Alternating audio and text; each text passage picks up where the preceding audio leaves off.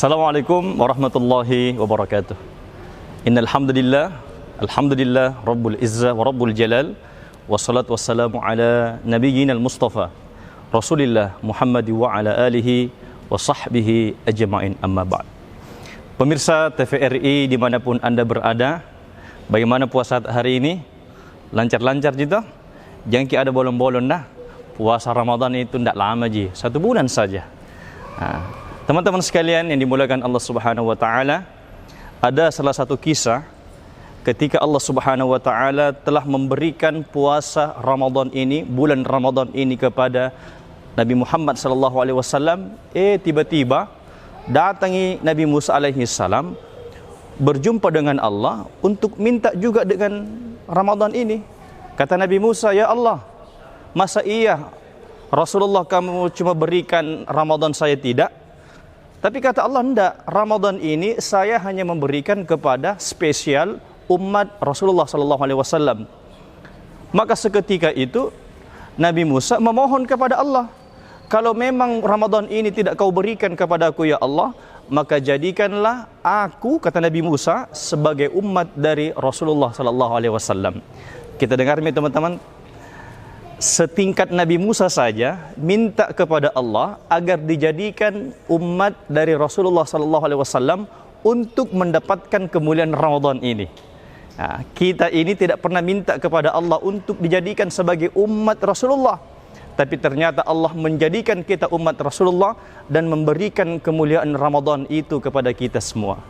Teman-teman sekalian, sahabat TVRI dimanapun Anda berada, di bulan Ramadan ini jangkik cuma puasa saja, jangkik cuma salat saja, jangkik cuma sedekah saja. Ingat Ramadan ini bulan di mana Allah Subhanahu wa taala telah menurunkan kalamullah, menurunkan Al-Qur'an.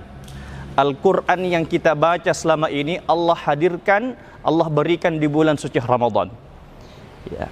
Teman-teman, jangkik malas baca Quran. Mengaji itu tidak lama je. Tidak lama je mengaji, sampai mati berhenti mengaji. Kenapa kita perlu baca Quran, teman-teman sekalian? Karena Al-Quran ini sejatinya adalah sebagai tameng kita, sebagai bukti kita bahwa kita ini memang butuh dengan kualitas hidup yang lebih baik. Saya ingin katakan begini, orang-orang yang sudah membaca Al-Quran dan mengamalkan Al-Quran, maka pasti hidupnya penuh dengan kebaikan-kebaikan, penuh dengan keberkahan. Salah satu bentuk keberkahan yang kita harapkan dalam hidup ini adalah apa yang kita hasilkan, apa yang kita raih mengandung maslahat, mengandung manfaat. Dengan Al-Quran yang kita baca, sejatinya menjadikan hidup kita ini lebih tertata, teman-teman. Jadi hilangkan lagi kata-kata tidak sempat baca Quran karena nggak ada waktu, balik itu kata-kata saya nggak ada waktu lagi kecuali saya mau baca Quran. Teman-teman sekalian, Quran yang kita baca sejatinya kelak akan memberikan syafaat kepada kita. Apa yang dikatakan Nabi sallallahu alaihi wasallam, "Iqra'ul Qur'ana fa innahu ya'ti yaumal qiyamati syafi'al ashabi." Bacalah Quran, kata Nabi, karena Quran yang kita baca akan menjadi penolong kita. Cari nanti itu Quran bagi orang-orang yang membaca Quran itu. Untuk apa Al-Quran itu mencari kepada orang yang membacanya? Untuk diberikan syafaat pertolongan. Sebab kita tahu di hari itu tidak ada lagi yang bisa tolong Orang tua tak bisa, teman tak bisa, bos tak bisa, apalagi musuh tak bisa kita tolong.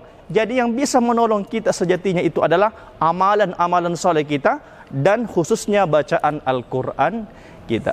Mudah-mudahan Allah berikan kekuatan kepada kita agar rajin baca Quran. Jangan terlalu banyak alasan tidak mau mengaji. Mengaji mengaji sebelum nanti orang mengajikan kita tahu maksudnya, sebelum mati orang nanti bacakan Quran. Saya sehat semua. Mudah-mudahan kita bisa menjalani ibadah Ramadan ini dengan baik, dengan penuh semangat, kesungguhan, agar nanti kalau selesai Ramadan lancar baca Quran. Terima kasih. Assalamualaikum warahmatullahi wabarakatuh.